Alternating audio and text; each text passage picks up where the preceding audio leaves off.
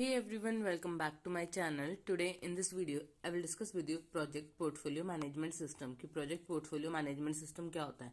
इससे पहले मैं project management और उसके characteristics और project management से related बहुत वीडियोस जो शेयर कर चुकी हूँ, उसका लिंक डिस्क्रिप्शन में है, वहां से आपको लिंक मिल जाएगा और आपको इसकी PDF का लिंक भी वहीं से मिल जाएगा। प्रोजेक्ट पोर्टफोलियो मैनेजमेंट सिस्टम अब होता क्या है? Project portfolio management system, portfolio क्या होता है? जिसमें हम बहुत सारी फाइल्स वगैरह को अरेंज करते हैं, डॉक्यूमेंट्स को अरेंज करते हैं, उसे हम पोर्टफोलियो बोलते हैं।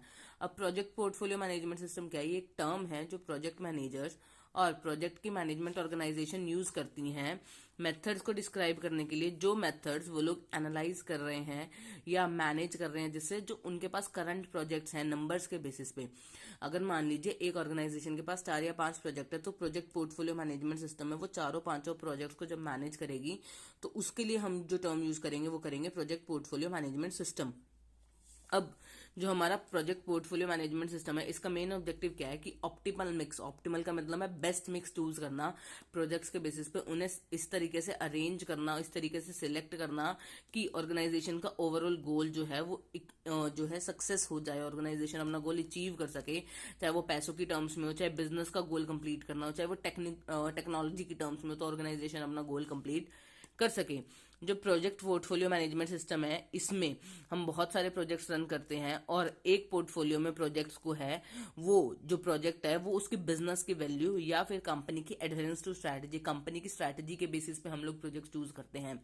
अब जो हम पोर्टफोलियो मैनेजमेंट में प्रोजेक्ट चूज करते हैं वो किस बेसिस पे चूज करेंगे कि प्रोजेक्ट की जो नेट प्रेजेंट वैल्यू है वो कितनी है, प्रोजेक्ट हमें कितनी रिटर्न प्रेजेंट कर रहा है, क्या प्रोजेक्ट से हमें लॉस तो नहीं होगा, ये सारी चीजें कैलकुलेट करेंगे। या फिर हम उसकी adherence to strategy, adherence to strategy का यहाँ मतलब है कि कंपनी की इमेज के बेसिस पे भी हम कई बार प्रोजेक्ट चूज कर लेते हैं। प्रोजेक्ट की एक्चुअल वैल्यू नहीं देखते, कंपनी के पास कितने एसेट्स हैं, कंपनी की प्रेजेंट वैल्यू कितनी है, कंपनी की शेयर वैल्यू कितनी है, कंपनी की शेयर वैल्यू फ्यूचर में इंक्रीज हो सकती है, इस बेसिस पे भी हम प्रोजेक्ट चूज कर सकते हैं।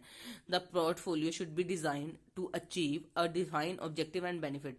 जो पोर्टफोलियो है, पोर्टफोलियो यानी जो प्रोजेक्ट्स है उसको हम इस तरीके से डिजाइन करते हैं, इस तरीके से चूज करते हैं, इस तरीके से अरेंज करते हैं कि कंपनी अपना ऑब्जेक्टिव अचीव कर सके और उसे बेनिफिट मिल सके।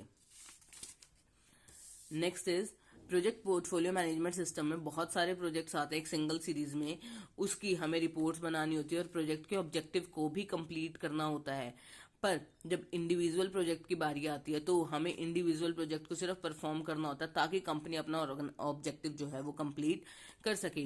जब कोई भी मैनेजर या ऑर्गेनाइजेशन पोर्टफोलियो प्रोजेक्ट्स का बनाती है तो उसके दिमाग में कुछ क्वेश्चंस आते हैं जिसके बेसिस पे वो पोर्टफोलियो को मैनेज करती है। क्या हर एक प्रोजेक्ट क्या कर रहा है, ओवरऑल अचीवमेंट पोर्टफोलियो की हेल्प कर रहा है कंप्लीट होने में, कि जो प्रोजेक्ट की ओवरऑल अचीवमेंट है वो हमें पोर्टफोलियो से मिलेगी, क्या वो कंप्लीट हो रही है या नहीं हो रही।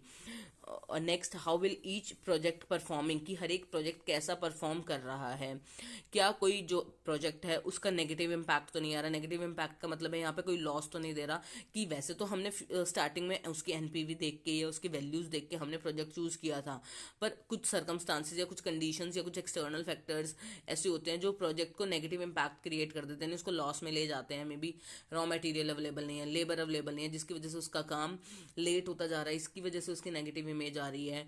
What project in the portfolio है डिपेंड ऑन अदर, कुछ प्रोजेक्ट्स ऐसे होते हैं जिनका मटेरियल है, जिनका सामान हम लोग इंडिविजुअली परचेज नहीं करते। हम सोचते हैं कि पहले अगर कंपनी के पास 2 प्रोजेक्ट्स है तो कंपनी सोचती है पहले हम बड़े वाला प्रोजेक्ट निपटा लेते हैं, देन हम क्या करेंगे उसमें से जो मटेरियल बच जाएगा उसको हम छोटे वाले प्रोजेक्ट में इन्वेस्ट कर देंगे, देन हम उसके बाद अगर नीड पड़ेगी तो हम मटेरियल मंगाएंगे। तो इसका मतलब ये था कि कौन से प्रोजेक्ट्स हैं जो दूसरे उस पे प्रोजेक्ट्स पे डिपेंड है। Will the successful delivery of all the projects deliver the desired objective और बेनिफिट, अगर हम सारे प्रोजेक्ट्स को सक्सेसफुली कंप्लीट कर देते हैं जितने भी ऑर्गेनाइजेशन के पास पोर्टफोलियो में प्रोजेक्ट्स थे, तो क्या ऑर्गेनाइजेशन का ऑब्जेक्टिव और उसे कंप्लीट होगा और उसको बेनिफिट होगा या नहीं होगा। ये था पोर्टफोलियो मैनेजमेंट सिस्टम के बारे में। अगर आपको इससे रिलेटेड कुछ डाउट है तो आप कमेंट सेक्शन के थ्रू पूछ सकते हैं। Stay tuned for more videos and thank you for watching this.